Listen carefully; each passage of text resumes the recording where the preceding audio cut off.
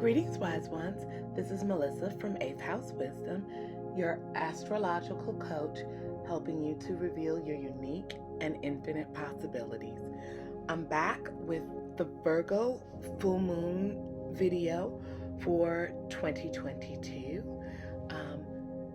We're going to be talking about the effects that the Virgo energy will have during these final days of Pisces season, and how to bring order around your house and the world with what is known in North America as the worm moon.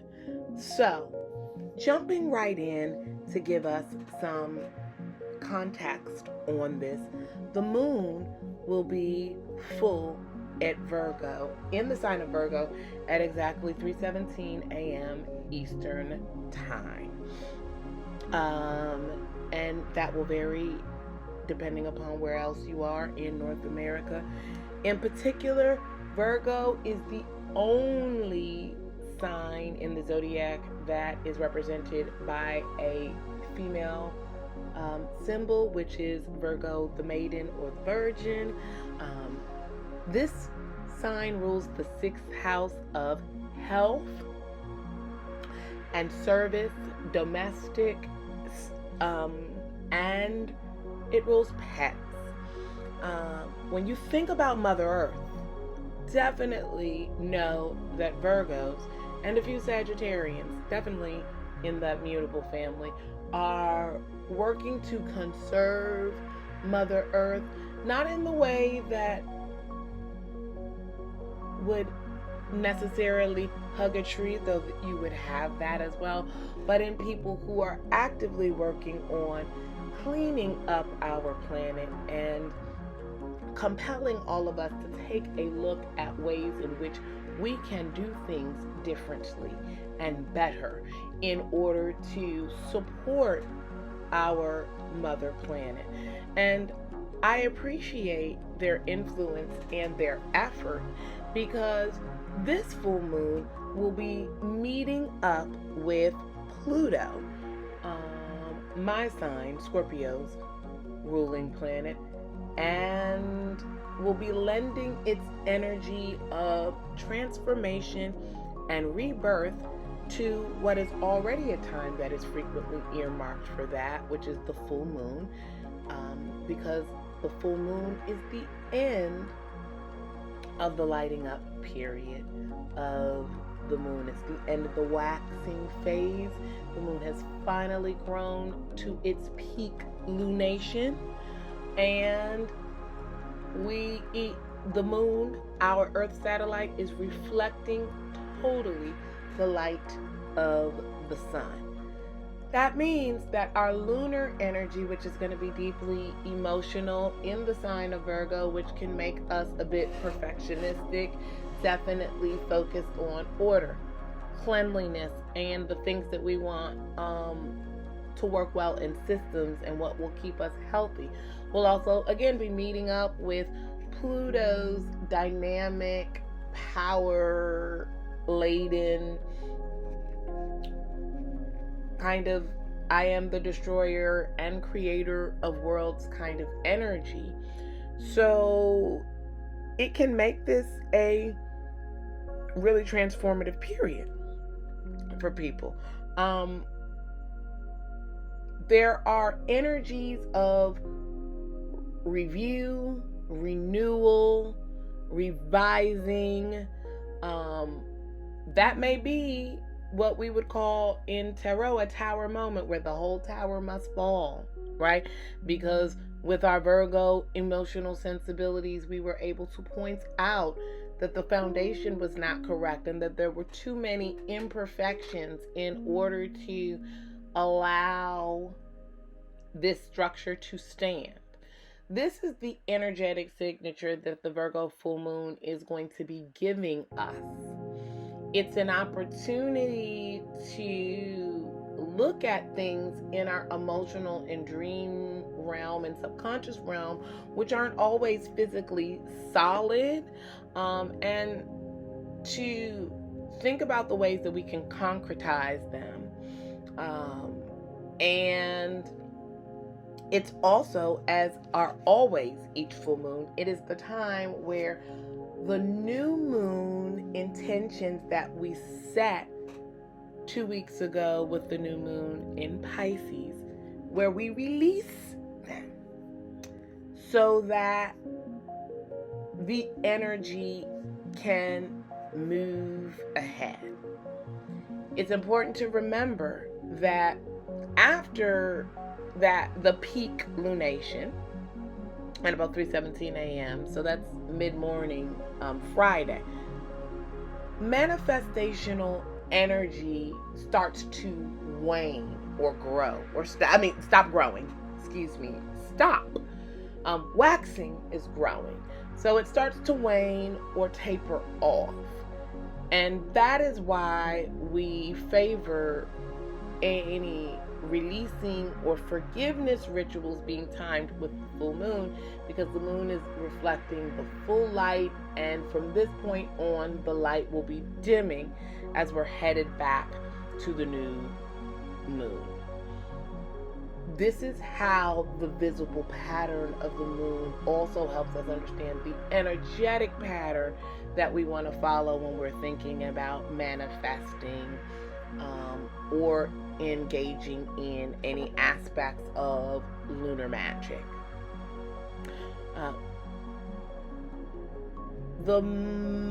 This moon is going to be ruled by Mercury, because Mercury is the ruler of both Virgo and Gemini, and Mercury just recently made its entrance into the sign of Pisces last week. So there will be some dynamic tension and pushing and pulling here. We're going to have a lot of dreamy, emotional language because of the Mercury presence in Pisces.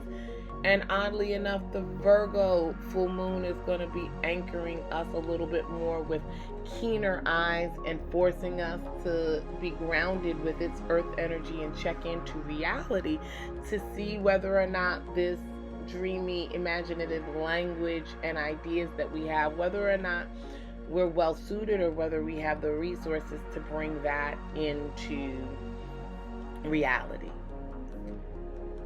That makes this coming new moon on Friday one of the best for releasing any bad habits, which includes perfectionism. All you Virgo folks out there, we need to let that go, because ain't nothing perfect but imperfection. It is admirable to seek to improve and to grow. It is neurotic to lean into perfectionism, and I'm speaking as a recovering perfectionist with 3 planets in the sign of Virgo, and 2 planets in my node, and a 6th house stellium, which is additional Virgo energy. So trust and know that I am talking about myself as much as I am talking to any of you who are listening to this. I am a person who likes routine and organization and systems. And for me, some of the things that I am having to release are which ones are going to stay and which ones need to be updated or better fit for the current times. Those are some of the ways that my habits, need to be addressed. I highly encourage you guys, this is a very important moon, to look at health and wellness. Also a very important moon to check in on what's going on with your pets. Virgo does rule our connection with pets, and this is a time for us to, on an emotional level, on a sensory kind of level, tune in with our animals, check in with them, and help meet their needs. We're going to be feeling a lot of push and pull between light, relaxed energy that Pisces in Mercury and the Pisces Sun are giving us, along with the Virgo kind of get down to brass tacks requirement that the Moon is urging us to do. Understand that this push and pull is very important, and this tension can create really big things within us. If we stay away from judgment and allow the watery Pisces energy, which is the last sign of the zodiac, to help us to tune into creating an ideal version of what our personal reality looks like, and then using the energy of the full moon to allow us to edit out any of the habits, thinking, mindsets, plans, or just anything that we're taking into that space that would ultimately adulterate or create aspects of difficulty for you. As always, in order to really know and understand how this moon is going to impact you, I suggest that you take a look at and apply the Lunar Wisdom Formula, which is checking out in relationship what house is going to be lit up in your own chart and what area is ruled by that and how that will impact you going forward. That's a very, very important thing to pay attention to. For me, this is going to be activating my Virgo rules my 4th house of home, and so this is a time where not only focusing on Virgo energy ritual, but focusing on rituals that support my home, its growth and development are favored. Remember, this is a great time to practice forgiveness and releasing. Ask yourself, what is it that you're forgiving and releasing? Additional questions and journaling prompts for this full moon are, have I been too picky? If so, with whom?